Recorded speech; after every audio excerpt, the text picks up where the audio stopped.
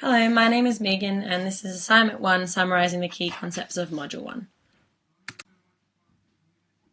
So in this presentation I'll go over the key theories, understandings of the 3 social variables in relation to education, and anything in red is my personal experiences and opinions. So first I'll go over social class and inequality. There are many theories about what determines social class and impacts it, but it's generally agreed upon that social class greatly affects education. So this is just a general overview of my background and social class, and there's pictures of my family. So the first theory that I'm going to talk about is Karl Marx's theory. He basically theorized that there were 2 social classes, the working class and the capitalist class, and they arose out of the industrialization of Western Europe.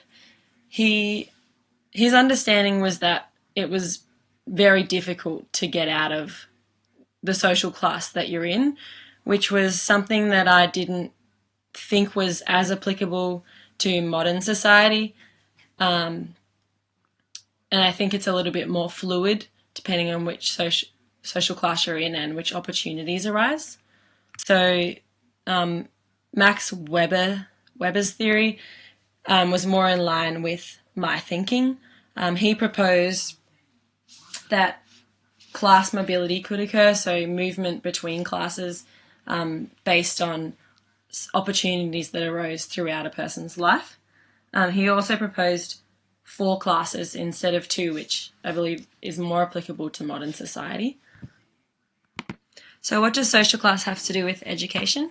Well, generally it's accepted that education plays a positive role in reducing inequalities and providing opportunities for individuals, which can help them improve their social class. So Baudel's theory on social class included various factors that he believed influence social class, which includes education and an individual's social relationships. So this really resonated with me because I feel as though during my education, social relationships really did have a big impact on my learning, my self-efficacy, and the aspirations I had. So some considerations and implications for teachers. There are some disparities between social class that are likely not to change in the near future, and maybe not at all, including the fact that people in a higher social class may have a lot of money and therefore will probably always be able to access resources and opportunities that others may not. So it's important to focus on what we actually can change in the near future. And we can do this by encouraging students to believe in themselves and achieve desired outcomes. We can give children the tools they need to learn, and they need to be able to go out into society and be successful in achieving their aspirations. And then in general, teaching strategies by allowing access to resources and opportunities and engaging students in dynamic pedagogical strategies.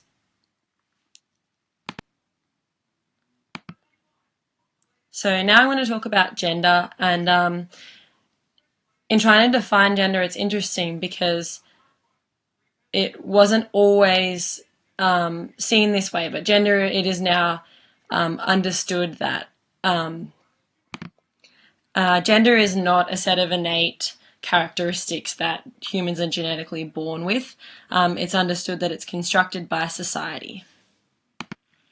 So the queer theory is basically a set of generalizations about girls and boys and stereotypical characteristics that they express. So basically, masculinity for men and sensitivity and being demure for women.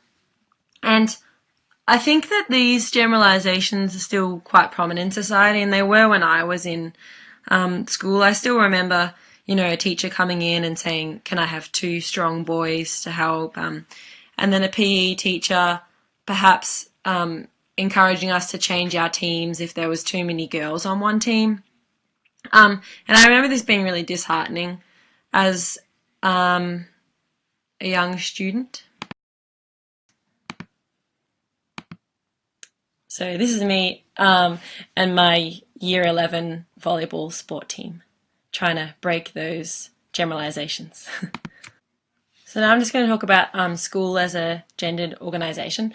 So statistically, there's far more females working in the education system, but there's a disproportionate amount of males in managerial roles, which I think is really interesting. Also, it's interesting that boys are far more likely to bully other boys, and they're far more likely to bully girls, whereas girls are unlikely to bully boys.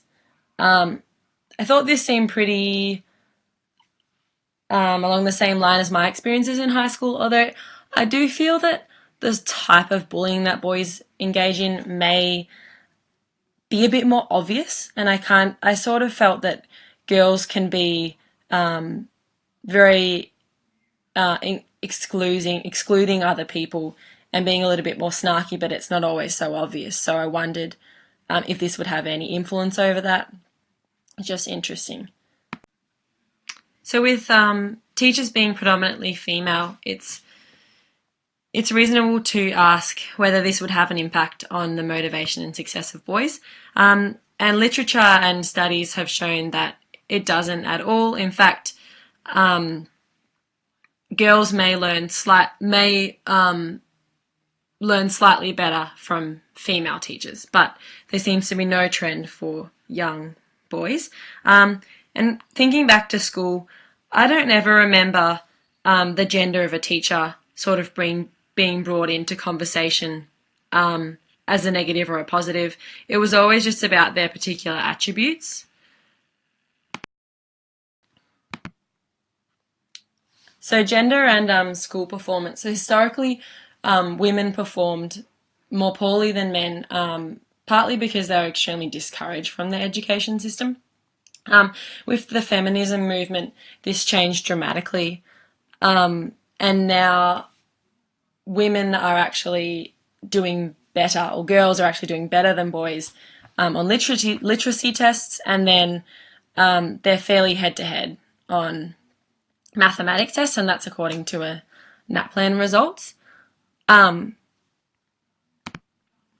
Interestingly, boys are more likely to leave school before year 12, and it was theorised that this is because a lot of boys leave school to join a trade and they already have a job.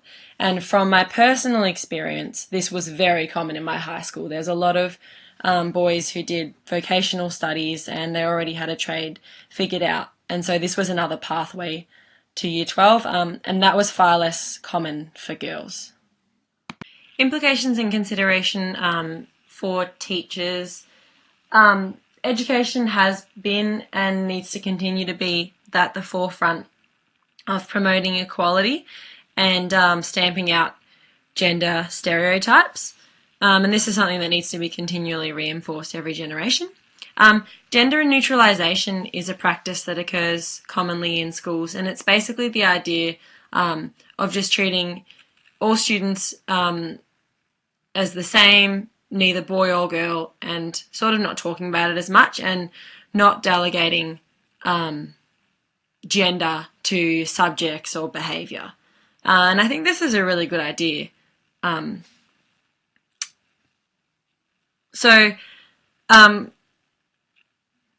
Whilst gender neutralisation is a great idea, I think it's also important to make sure we don't lose sight of particular issues that may be more common in one gender than the other. And this isn't to say that these issues can't be addressed with both genders, but it's just important to be able to understand that there are some things that are more common in one than the other. So now I'm going to talk about cultural difference and identity. Australia is made up of 40% of either immigrants or people who have one parent who migrated to Australia. And this includes me because my father came from Germany when he was 19. Unfortunately for me, he revoked his German citizenship before I was born, so I'm not eligible for dual citizenship. So this table basically represents the major ethnic groups in Australian society. It doesn't include Indigenous and people of British descent. So culture is a word that has been deemed very difficult to define, partly because it depends on what context you're talking about, and another reason is because it's sort of ever-changing and evolving over time. So in modern times, culture is seen as a very beneficial thing in Australian society and is demonstrated by several legislative movements in the government. And aside from international relations, another reason is just that we can learn a lot from each other and it makes for a much more interesting society. Learning a language has been deemed a very important thing in embracing multiculturalism and getting the most out of it. And it's interesting because I can say that after reading the literature, I see the benefit of learning Asian languages, obviously because they're our neighbours. But when I was in high school and learning Japanese, I distinctly remember saying to my friends, oh, it's such a random subject, I wonder why we're learning it. And it seems so obvious, but unless the connection's made, it's not so obvious. So I did end up dropping that, which was a shame. And then another thing, I really think multiculturalism and understanding other cultures is really enlightening and really important, and it can give you a really interesting perspective. And I've done some travels, and that's definitely done that for me.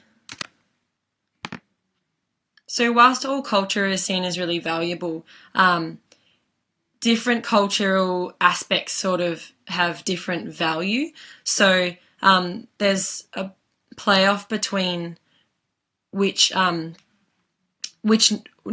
knowledge and what aspects you would take out of a culture and use in the education system over others. And this can sometimes cause controversy, like the debate between evolution and creationism. So this is just an overview of my experience as someone of European descent in education.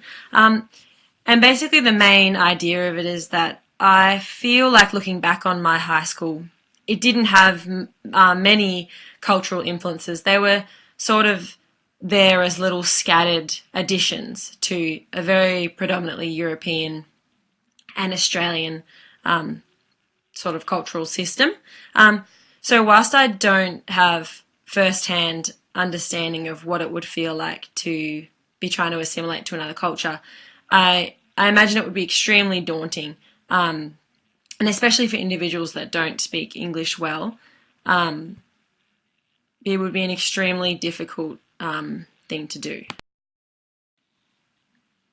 So when culture is not represented in school, it's been theorised that individuals can have difficulty in identifying themselves, particularly children with foreign parents. They may feel as though they are sort of in between the two cultures because neither one of them is being explored appropriately or really being satisfied. And especially if the language of the family isn't taught in school, it can sometimes lead to children being unable to communicate with older family members. This can lead to frustration and feelings of not really knowing how to define oneself.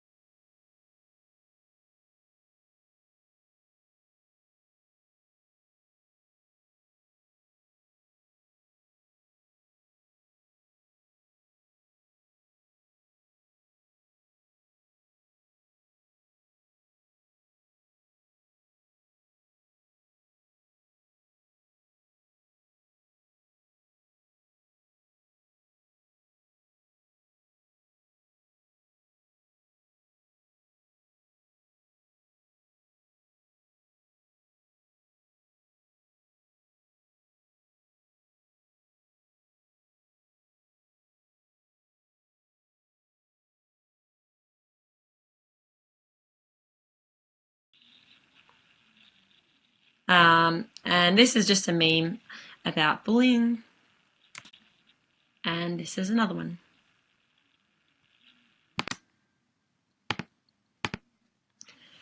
So some considerations and implications for teachers. The role of education in multiculturalism. Education has long been seen as an effective platform in the promotion of multiculturalism and encouraging acceptance and valuing of other people's cultures. There's also a lot of organisations that aim to increase the language opportunities of immigrants.